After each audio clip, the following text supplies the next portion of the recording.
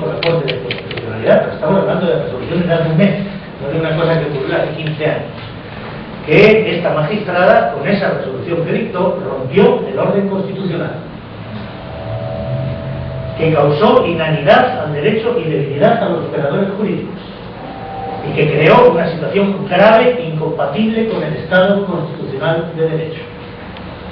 Ese pronunciamiento nos parece más que suficiente para que esta persona sea excluida del Estado. Pero yendo otra vez a la valoración de esta magistrada, nos volvemos a encontrar con que en proyección humana tuvo 0 puntos, en participación social 0 puntos, en defensa del Estado de Derecho 0 puntos, en derechos humanos 0 y en multiculturalidad 0. Siguiente. Y pasamos a los 2 magistrados que no fueron promovidos por la CANAE,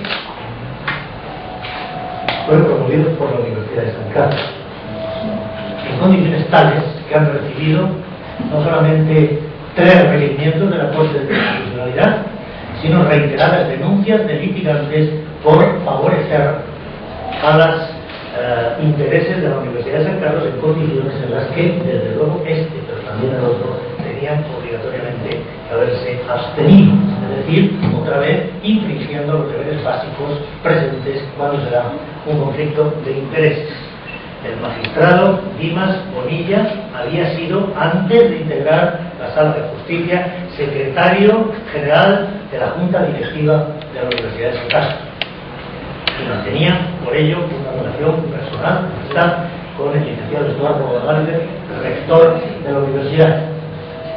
En ese contexto, en un proceso en el que se ventilaba ante la sala que presidía el plan de prestaciones de la Universidad de San Carlos, de la que él, además, como beneficiario, era directamente interesado, resulta obvio que debería haberse excusado, no debería haber entrado a participar. No solamente entró a participar y dictó sentencia, sino que esa sentencia, como podíamos tenerlo, fue a favor de la universidad y en contra de los demandantes. No se abstuvo, dictó sentencia a favor de la universidad y 2 años más tarde, en su postulación, el rector del decano de la Universidad votaron para ser magistrado de la Corte Suprema. Siguiente.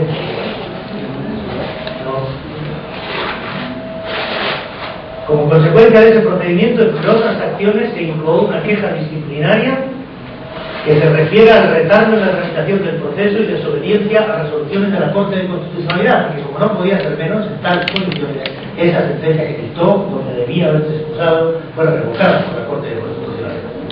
Aquello que, en ejecución de su fallo, la Corte le ordenó, lleva esperando 2 años a ser ejecutado y 3 requerimientos, y por lo tanto ha dado lugar a esa queja por desobediencia a la Corte y por retardo en la tramitación del proceso.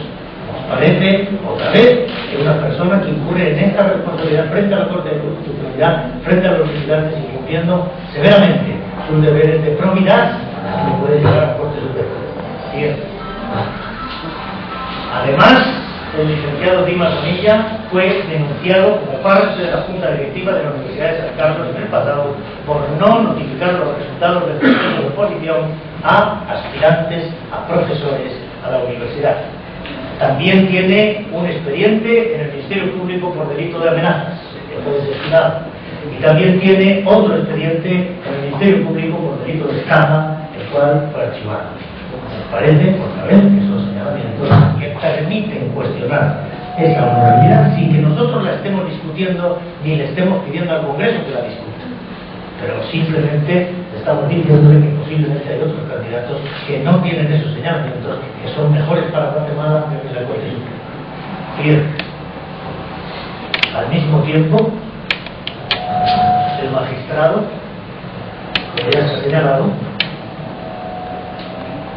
recibió 5 impugnaciones por parte de la sociedad civil que no fueron debidamente consideradas y que entendemos que debieron haberle apartado de la aplicación de las normas básicas del proceso laboral del proceso de selección.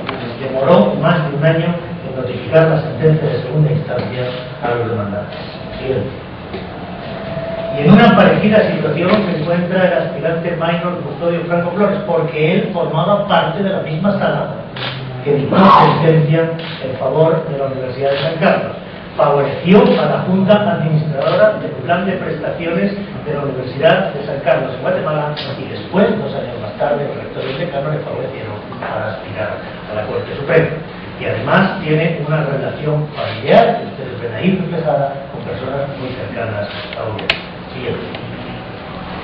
Tiene las mismas quejas que el magistrado Bonilla por el mismo caso, y esas quejas fueron realizadas por haber cometido irregularidades en notificaciones de las resoluciones con más de 1 año de retraso, y también por retardo en la tramitación y por desobediencia a la Corte de Constitucionalidad. Siguiente. Y obtuvo 0 puntos en distinciones, méritos, proyección humana y defensa del Estado de Derecho. Siguiente. Con eso, brevemente, sintéticamente, han quedado expuestas las razones que no entendemos caprichosas, tampoco motivadas políticamente, sino fundadas en el desempeño estricto de nuestro mandato, por las que nosotros hemos pedido al Congreso de la República que no elija a estas personas.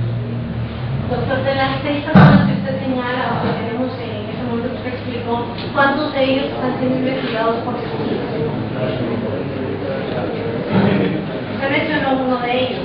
Yo he dicho que hay una investigación abierta y solo he desvelado lo que no me he quedado sobre la verdad, es que hay una persona que no es magistrado que está sometida a esa investigación, por lo tanto no voy a decir nada. Y ante lo que usted presentó, porque así como nos presenta a nosotros, usted dice que lo comunicó al Congreso de la República, ¿cuál fue la reacción de los diputados ante esta cuestión? Yo pregunto a ellos, si van a deliberar y votar, vamos a saber. Pero ¿cuál es la reacción que esperarían las CICIG luego de haberles presentado los miembros del bloque? No, ahora sí nosotros tenemos que ser muy respetuosos de la soberanía. Ahora ellos tienen toda la información, tienen la información como de 40 impugnaciones que se presentaron el día de ayer, no solo la nuestra. Ahora ellos son soberanos, tienen que deliberar, tienen que votar y tienen que elegir.